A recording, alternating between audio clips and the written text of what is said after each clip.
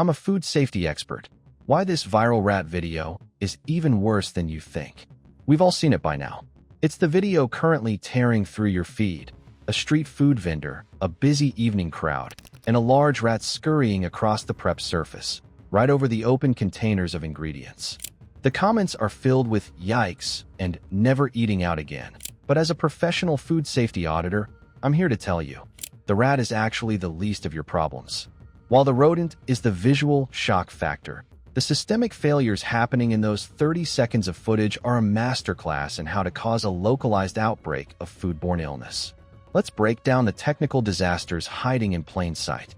The pause and point, a technical breakdown. If we freeze the frame at the 5-second mark, we see the rat jump from a drainage pipe onto the stainless steel counter. Here is why the situation is a biological ticking time bomb. 1. The vector versus the surface. The rat isn't just dirty. It is a biological vector for Leptospira, Salmonella, and E. coli. When it runs across that counter, it leaves behind microscopic traces of urine and dander. The expert take. Even if the vendor chases the rat away, the surface is now a hot zone. Unless that entire station is broken down and sanitized with a chlorine-based solution, every piece of food touched by that counter is now contaminated. 2. Bare hand contact and cross-contamination. Watch the vendor's hands. He brushes the area where the rat just was with his bare palm, then immediately grabs a handful of raw onions to garnish a plate. The risk. This is a classic fecal-oral route transmission. By touching the contaminated surface and then the ready-to-eat (RT) food, he is bypassing the kill step, cooking, and delivering pathogens directly to the customer's mouth. 3. The danger zone. Temperature abuse. Look at the large pot of gravy sitting on the side of the cart. There is no visible steam and no active heat source underneath it.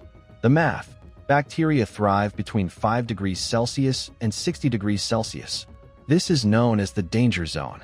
If that gravy has been sitting out for more than 2 hours at ambient temperature, the bacterial load doubles every 20 minutes. Add rat dander to that lukewarm soup, and you have a petri dish. Why this actually makes people sick. Most people think food poisoning is just a bad stomach ache for a night. In reality, the pathogens introduced in this video can have life-altering consequences. For instance, Salmonella introduced via rat droppings or contaminated hands can lead to severe dehydration and enteric fever. Then there is leptospirosis, which is spread through rat urine. If that counter isn't sanitized, customers are at risk for kidney damage or meningitis. Even the vendor's own skin is a factor. Staphylococcus aureus lives on human skin, and through bare hand contact, it can release toxins into the food that cause rapid onset vomiting. Finally, in high-traffic street food environments, norovirus spreads like wildfire when hand hygiene is ignored, leading to massive community outbreaks. When you eat here, you aren't just testing your immunity. You are rolling the dice on a hospital stay. How to spot an unsafe vendor before you order. You don't need a degree in microbiology to protect yourself. Use these 3 red flag checks the next time you're craving street food. 1. The water source check. Does the vendor have access to running water and soap? If they are dipping their hands or utensils into a single bucket of stagnant water to clean them, they are simply moving bacteria from one plate to another. 2. The hand-to-money ratio. Money is one of the filthiest objects in circulation.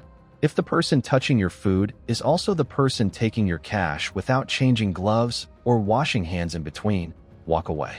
3. The pest infrastructure. Look at the surrounding area. Are there open trash cans nearby? Is the cart positioned over a storm drain? Pests are opportunistic. If the environment is a playground for rats, the food prep area will be too, as soon as the lights go out, or, as this video proves, even when the lights are on. To help you level up your street food game and avoid a trip to the emergency room, let's look even closer at the environmental cues that scream biological hazard. Beyond the basic hygiene of the vendor, you need to examine the spatial logistics of the stall. If the prep surface is made of porous wood rather than stainless steel, it acts as a sponge for bacteria, trapping juices from raw proteins that no amount of wiping can truly remove.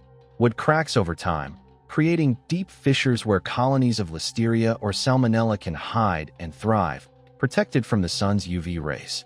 Furthermore, pay attention to the aroma of decay. Street food should smell like the ingredients: spices, grilled meat, or fresh dough.